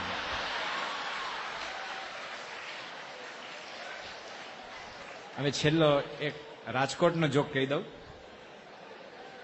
રાજકોટમાં એક આર્ટ ફિલ્મ આવેલી. આર્ટ ફિલ્મ હોય ને એમાં 3 કલાક સુધી એક્ટર છે ને એક જ કપડું પહેરે, શર્ટ પણ ન બદલે. એમાં કોઈ મુક્કા મૂકી ન હોય, ફાઇટિંગ ન હોય, એમાં ઉપરથી ગબડવાનું ન હોય. એનો જોનારનો ટેસ્ટ જુદો, આખો વર્ગ જુદો હોય. તે સારી આર્ટ ફિલ્મ આવેલી. ગેલેક્સી થિયેટર છે રાજકોટમાં. પછી એ લોકો લખેલું કે 2.5 વર્ષથી નીચેના છોકરાને લાવવાની. નાના છોકરા હોય ને એ 2.5-3 કલાક બિચારા કંટાળે. એમાં એક પતિ પત્નીને આર્ટ ફિલ્મ જોવી હતી. એકે બોક્સિંગની મૂકો નહીં, કાંઈ જ નહીં, ગીતે નહીં, ફક્ત ઓલા સત્યજીત રે જેવા ઉતારે, પાથેર પાંચાલીને એવા, એના જેવું. તો એક પતિ પત્નીને જોવા જવું હતું. તો એને નાનકડું 2 વર્ષનું ટાબરિયું હતું, મુન્નો. તો કે આપણે આ ફિલ્મ જોવા જઈએ કે. તો કે આને ક્યાં મૂકતા જવું કે આ છોકરાને? તેમના પત્ની કે હું તમને આઈડિયો બતાવું. શું કે આઈડિયો? એ લોકો આઈડિયા ને આઈડિયો કે. અમુક અમુક વસ્તુને બહુ વચનમાં બોલે. આમાં નિર્મલ ટાંકને સાંભળો તમે, હસી હસીને ઉદા પડી જાઓ. સુરતમાં છે ને 2 હીરા ઘસુના પિતાઓ બંને વાત કરતા હતા. એ કે આપણા સનો, શું કે સનો એટલે દીકરાઓ, સનનું બહુ વચન સનો. આપણા સનો બાઈકું ફેરવે, અને બાઈકું તો એટલી ફાસ્ટું ફેરવે એમાંથી એક્સિડન્ટું થાય અને પછી ડેથું થાય. અને આપણે ક્રાયું ને કેટલા ક્રાયું, એટલે કે રડી રડીને કેટલું રડીએ એમ. શું કે આ અંગ્રેજી. તો આ બંને છે ને એને પત્ની કે હું તમને આઈડિયો આપું. એટલે ભરત ભરેલી થેલી હતી ને એમાં એ નાના મુન્નાને બેહાડ્યો. ઉપર એકદમ હળવા હળવા અને હવા મળે એવા કોટનના રૂમાલ મૂક્યા અને ટિકિટ લઈને અંદર ગેલેક્સી થિયેટરમાં ગયા. ઓલા એમ સીટ બતાવી કે F33-34, આમ બેટરી બતાવી. ઓલા ડોરકીપરને આશ્ચર્ય થયું કે આ બંને છે પણ હાથમાં થેલી શું છે? કારણ કે જે માણસ પિક્ચર જોવા જાય કે આમ 10 કિલો રેશનની કે એલા સસ્તા ભાવની ખાંડ લઈને ન જોવા જાય, આમ એકદમ ફ્રી મૂડમાં હોય. એટલે એને પૂછ્યું કે આમાં શું છે કે થેલીમાં? તો એલા બેન કે કાંઈ નથી, કે આ તો ફિલ્મ પતે ને એટલે બગીચામાં બેસીને અમે નાસ્તો કરવાના છીએ, તે ટિફિન છે કે. ડોરકીપર કે હારું હારું પણ ચટણી ઢોળાય છે જોવો.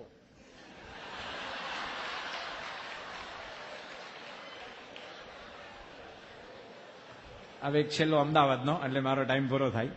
અમદાવાદમાં ગીતા મંદિરથી અસારવાની બસ જતી હતી અને બસ આખી ચિકાર હતી. 2માં 3 ને 3માં 4 બેઠા હતા અને વચ્ચે બધા ઉભા હતા હેન્ડલ પકડીને. અમે એક દાદા હતા ને 70-72 વર્ષના, આમ સરસ હતા, આમ ચેવન પ્રાસ ખાઈને એકદમ ગુલાબી સરસ હતી, ઉભા રહી શકે એવા હતા. તે આમ હેન્ડલ પકડી આમ આમ કરે આમ. હવે આટલી બધી ગીર્દીમાં ઉભા ઉભા પણ આમ માણસ પોતાનો આનંદ શોધે. એટલે પાછળ એક છોકરાને થયું કે કાકા તમે આમ આટલી ગીર્દી આમ શું કરો? એ કે તું કરીને આમાં મજા આવશે કે. તો છોકરાએ આમ આમ શરૂ કર્યું. એ 2 સેકન્ડમાં કે કાકા મને તો કઈ મજા નથી આવતી. કાકા કે યંગ જનરેશન, પેશનનો અભાવ, થોડું ચાલુ રાખ, મજા.